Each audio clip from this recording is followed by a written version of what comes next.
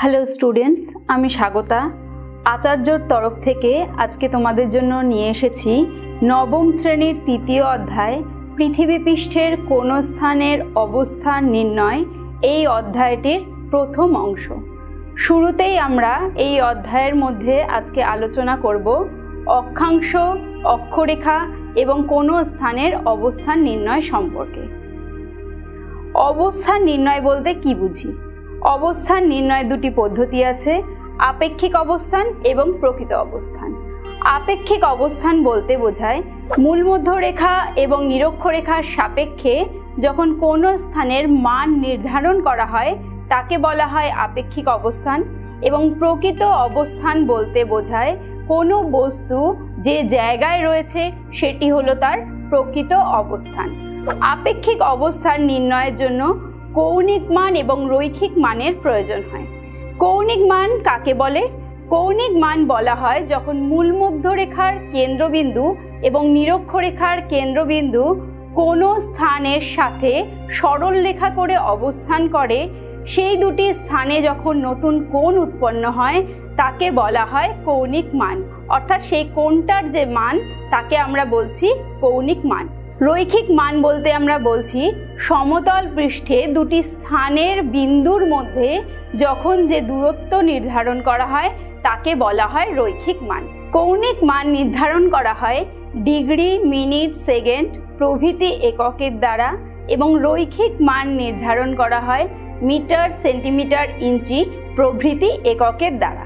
এরপরে আমরা আসছি পরবর্তী অংশ, অক্ষাংশ বলতে কি বুঝি? অক্ষাংশ হলো কোনো স্থান পৃথিবীর নিরক্ষরেখার যে কেন্দ্রবিন্দু আছে সেই কেন্দ্রবিন্দুর সাপেক্ষে সরল রেখা বরাবর অঙ্কন করার পরে সে স্থানে যে কৌণিক মান পাওয়া যায় তাকে বলা হয় অক্ষাংশ।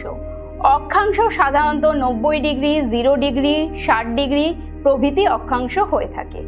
অক্ষাংশ নির্ণয়ের জন্য বিভিন্ন যন্ত্র রয়েছে, তার মধ্যে রয়েছে ট্রানজিট থিওডোলাইট, সেক্সট্যান্ট এবং হ্যাডলির অক্ট্যান্ট প্রভৃতি যন্ত্র। সেক্সট্যান্ট নামক যন্ত্রের সাহায্যে ধ্রুবতারার উন্নতিকোণ পর্যবেক্ষণ করে উত্তর গোলার্ধে কোনো স্থানের অক্ষাংশ নির্ণয় করা হয় এবং ট্রানজিট থিওডোলাইটের সাহায্যেও উত্তর গোলার্ধে কোনো স্থানের অক্ষাংশ নির্ণয় করা হয়। তবে হ্যাডলির অক্ট্যান্ট নামক যন্ত্রটির সাহায্যে দক্ষিণ গোলার্ধে কোনো স্থানের অক্ষাংশ নির্ণয় করা হয়। এবার আমরা আসব কোনো স্থানের অক্ষাংশ কেন নির্ণয় করা হয়। কোনো স্থানে অক্ষাংশ নির্ণয় করা হয় নিরক্ষরেখার সাপেক্ষে। নিরক্ষরেখা থেকে উত্তরে বা দক্ষিণে অবস্থিত স্থানগুলির অবস্থান নির্ণয়ের জন্য অক্ষাংশ নির্ণয় করা হয়। দ্বিতীয়ত, তাপবলয়ের বিভাজনের জন্য অক্ষাংশ নির্ণয় করা হয় এবং কোনো স্থান সেটি জলবায়ুর কীরকম পরিবর্তন ঘটছে সেটি নির্ধারণের জন্য অক্ষাংশ নির্ণয় করা হয়। অক্ষাংশ নির্ণয়ের ফলে যে তাপমণ্ডল বা তাপবলয়ের সৃষ্টি হয় তাকে 3 ভাগে ভাগ করা যায়। 0 ডিগ্রি থেকে 23.5 ডিগ্রি উত্তর কর্কটক্রান্তি রেখা পর্যন্ত এবং 0 ডিগ্রি থেকে 23.5 ডিগ্রি দক্ষিণ মকরক্রান্তি রেখা পর্যন্ত সূর্যরশ্মি লম্বভাবে পড়ায় সেখানে উষ্ণমণ্ডলের সৃষ্টি হয়।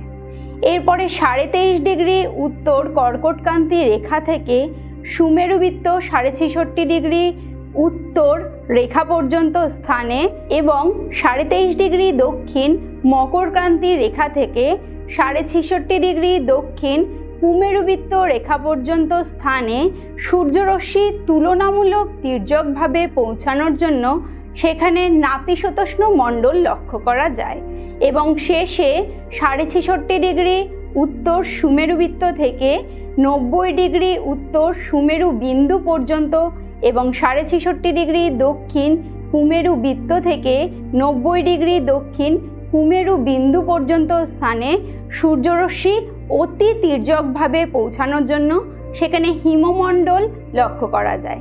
এই অঞ্চলগুলিতে সারা বছর বরফ জমে থাকে বলে একে হিমমণ্ডল বলা হয়। হিমমণ্ডল স্থানে যখন টানা 6 মাস রাত থাকে আকাশে মেরুপ্রভা দেখতে পাওয়া যায়। উত্তর গোলার্ধে একে বলা হয় অরোরা বোরিওলিস এবং দক্ষিণ গোলার্ধে একে বলা হয় অরোরা অস্ট্রেলিস। এবার আমরা আলোচনা করব অক্ষরেখা কাকে বলে। সম অক্ষাংশ বিশিষ্ট স্থানগুলিকে যে রেখা দ্বারা যুক্ত করা যায় তাকে বলা হয় অক্ষরেখা। অক্ষরেখাগুলি পরস্পর সমান্তরাল হওয়ায় একে সমাক্ষরেখাও বলা যেতে পারে। উত্তর গোলার্ধে নিরক্ষরেখার ওপরে উত্তর দিকে মোট 89টি অক্ষরেখা এবং দক্ষিণ গোলার্ধে নিরক্ষরেখার দক্ষিণে মোট 89টি অক্ষরেখা অর্থাৎ 178টি অক্ষরেখা এবং নিরক্ষরেখা দিয়ে মোট 179টি অক্ষরেখা অবস্থান করছে।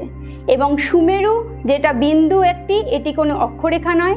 কুমেরু একটু বিন্দু, এটা কোনো অক্ষরেখা নয়। এবার আসছি আমরা অক্ষরেখার বৈশিষ্ট্য আলোচনা সম্পর্কে। অক্ষরেখাগুলির বৈশিষ্ট্যের মধ্যে প্রথমেই যেটা বলা যায়, অক্ষরেখাগুলি হলো পূর্ণবৃত্ত। অক্ষরেখাগুলি পূর্ব পশ্চিমে পৃথিবীকে বেষ্টন করে অবস্থান করে। নিরক্ষরেখা থেকে যত উত্তরে বা দক্ষিণে যাওয়া যায় অক্ষরেখাগুলির পরিধি ক্রমশ কমতে থাকে। অক্ষরেখা ভেদে জলবায়ুগত পরিবর্তন হয়। একই অক্ষরেখায় অবস্থিত স্থানগুলিতে বিভিন্ন সময় সূর্যোদয় এবং সূর্যাস্ত হয়ে থাকে। অক্ষরেখাগুলি নিয়ত বায়ুর উৎসস্থান হিসাবে কাজ করে এবং মেরু যেই অক্ষবিন্দুগুলো আছে সেগুলি মেরু সীমানা নির্ধারণে সাহায্য করে। অক্ষরেখাগুলির মধ্যে মোট 7টি অক্ষরেখা খুব বিশেষভাবে গুরুত্বপূর্ণ, যার মধ্যে 0 ডিগ্রি নিরক্ষরেখা, 23.5 ডিগ্রি উত্তরে রয়েছে কর্কটক্রান্তি রেখা এবং 23.5 ডিগ্রি দক্ষিণে রয়েছে মকরক্রান্তি রেখা, 66.5 ডিগ্রি উত্তরে রয়েছে সুমেরুবৃত্ত রেখা, 66.5 ডিগ্রি দক্ষিণে রয়েছে কুমেরুবৃত্ত রেখা এবং 90 ডিগ্রি যেটি হচ্ছে সুমেরু বিন্দু এবং 90 ডিগ্রি দক্ষিণ যেটি হচ্ছে কুমেরু বিন্দু। ভূগোলকের মাঝখান দিয়ে যে অক্ষরেখা গেছে যার মান 0 ডিগ্রি সেটি নিরক্ষরেখা। নিরক্ষরেখা শব্দটি এসছে নেই অক্ষ থেকে, অর্থাৎ এই অক্ষরেখার কোনো মান হয় না, এই অক্ষরেখার মান হয় 0 ডিগ্রি। নেই অক্ষ অর্থাৎ নিরক্ষ, সেখান থেকে এই শব্দটি এসছে। এবার নিরক্ষরেখার মাঝখান বরাবর যদি কোনো তল কল্পনা করে কাটা যায়, মাঝখান বরাবর কাটলে দুটি তল পাওয়া যাবে। এই তল দুটিকে বলা হয় নিরক্ষীয় তল। নিরক্ষরেখা যেখানে অবস্থান করে নিরক্ষরেখার কেন্দ্রবিন্দু এবং ভূগোলকের কেন্দ্রবিন্দু একই বিন্দুতে অবস্থান করায় নিরক্ষরেখা বরাবর সবথেকে বড় বৃত্ত অঙ্কন করা যায়। সেই জন্য নিরক্ষরেখার অপর নাম মহাবৃত্ত। এই মহাবৃত্তের স্থানসমূহ দিয়ে যে কোনো জাহাজ সহজেই সংক্ষিপ্ত পথে এক জায়গা থেকে অন্য জায়গায় যেতে পারে। তাহলে আজকের ক্লাসে আলোচনা হলো পৃথিবীর বিভিন্ন স্থানের কিভাবে অবস্থান নির্ণয় করা যায়, তার সাথে অক্ষাংশ, অক্ষরেখা, নিরক্ষীয় তল এবং মহাবৃত্ত সম্পর্কে। তাহলে আজকের ক্লাস আমি এখানেই শেষ করছি। দেখা হবে পরের ক্লাসে। ততক্ষণ তোমরা পড়তে থাকো, জানতে থাকো।